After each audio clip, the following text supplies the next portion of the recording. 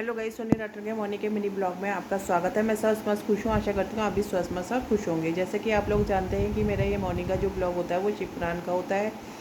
कार्तिक मास की कथा मेरी हो गई है और कहते हैं शिव गणेश पुराण भी मेरा दूसरे चैनल पर मेरा अपलोड हो चुका है। तो अब बारी है मेरे शिव पुराण की, जिसका श्रवण मैं करके आपको सुनाने जा रही हूँ। और जो आज जो अध्याय है वो शिव पुराण रुद्र संहिता पंचम खंड का 22वां अध्याय है, जिसमें शिव और जलंधर युद्ध के बारे में बताया गया है। तो सुनिए। ओम नमो पार्वती पते नमः, हर हर महादेव। सुनिए। शिव जलंधर युद्ध। सनत कुमार जी बोले, हे महर्षि, जब युद्ध भूमि में देव सेना का प्रतिनिधित्व करने वाले सभी धीर साहसी घायल होकर पृथ्वी पर गिरे, तब यह देखकर सभी शिवगण भयभीत होकर शिव की शरण में चले गए। जब भगवान शिव की युद्ध स्थल का सब समाचार मिल गया, तब वह स्वयं दैत्यराज जलंधर को सबक सिखाने के लिए युद्ध स्थल की ओर चल पड़े। अपने आराध्य भगवान शिव को युद्ध का नेतृत्व करते देखकर सभी शिवगण, जो पहले डरकर भाग गए थे, पुनः लौट आए। शिवगणों ने पहले जैसे जोश के साथ युद्ध करना प्रारंभ कर दिया।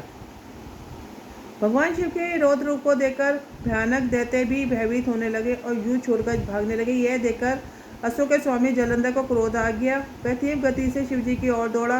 इस कार्य में शुंभ निशुंभ नामक सेनापतियों ने अपने स्वामी का साथ दिया। यह देखकर भगवान शिव ने उत्तर देते हुए जलंधर के बाणों को काट दिया। वे अपने धनुष से बाणों की वर्षा करने लगे। उन्होंने कई दैत्यों को फरसे से काट दिया। बलाक और धर्मा जैसे भयानक राक्षसों को पल भर में मार दिया। शिवजी का वाहन बैल भी अपने सिंगों के प्रहारों से सबको घायल करने लगे। तब वह यह देखकर जलंधर अपने सैनिकों को समझाने लगा कि वह डरे ना, युद्ध करते रहे। यह दैत्य सेना भगवान शिव से युद्ध करने को तैयार नहीं हो रही थी। क्रोधित जलंधर उन्हें ललकारने लगा। जलंधर ने अनेक बाणों को एक साथ चलाकर उसने भगवान शिव को मारने का प्रयास किया, लेकिन वह सफल न हो सका। भगवान शिव ने उसके सभी बाणों को काट दिया और उसके रथ का ध्वजा को भी नीचे गिरा दिया। असुर और जलंधर के सभी बाणों को काटने के पश्चात भगवान शिव ने एक बाण मारकर जलंधर को घायल कर दिया और उसके धनुष को काट दिया।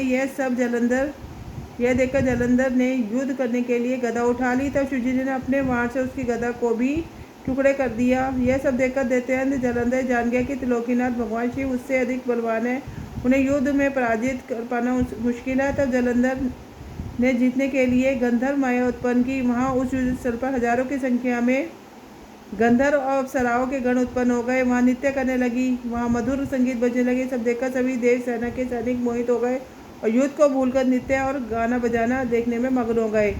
इधर देवादिदेव भगवान शिव में गंधर्व माया से मोहित होकर नृत्य देखने लगे। जब दैत्यराज ने देखा कि सभी देवताओं सहित देवादिदेव भगवान शिव भी उस गंधर्व माया के द्वारा मोहित होकर अप्सराओं के नृत्य को देख रहे, तब वह वहाँ से चुपके से भाग खड़ा हुआ। असुर राज जलंधर त्रिलोकीनाथ भगवान शिव का रूप धारण कर बैल पर बैठकर देवी पार्वती के पास कैलाश पर पहुंचा। वहां कैलाश पर देवी पार्वती अपनी सखियों के साथ व्यस्त थी। जब उन्होंने अपने पति भगवान शिव को आता देखा, तब उन्होंने अपनी सखियों को वहां से भेज दिया और स्वयं भगवान शिव के समीप आ गई। देवी पार्वती अप्रतिम सौंदर्य को देखकर जलंधर का मन विचलित हो उठा और यह उन्हें अपलक निहारने लगा। जलंधर के इस प्रकार के व्यवहार को देख पार्वती को यह समस्या देने लगी, यह कोई बहुरूपिया है जो भगवान शिव का रूप धारण कर उन्हें के सामने आया है। यह विचार मन में आते देवी पार्वती अंतर्धान हो गई। तब यह एक अन्य स्थान पर पहुंची और उन्होंने भगवान श्री यदि विष्णु का स्मरण करके उन्हें वहां बुलाया। विष्णु ने वहां पहुंचकर देवी को नमस्कार किया, उनसे प्रश्न किया कि क्या आप जलंधर के इस कार्य को जानते हैं। देवी पार्वती ने इस प्रकार के प्रश्न सुनकर श्री विष्णु ने हाथ जोड़ दिया और बोले, हे माता, आपकी क्या आज्ञा है, मैं इस युद्ध को किस प्रकार दंड दूं दुष्ट को। तब देवी ने कहा कि आप जो उचित समझे। तब श्री विष्णु जलंधर को छलने के लिए उसके नगर की ओर चल दिए। तो इसी के साथ यह अध्याय पूर्ण होता है। कल एक नए कथा के साथ मैं उपस्थित होंगी, जो कि होगा 23वां अध्याय, जिसका शीर्षक है वृंदा का पतिव्रत भंग करना।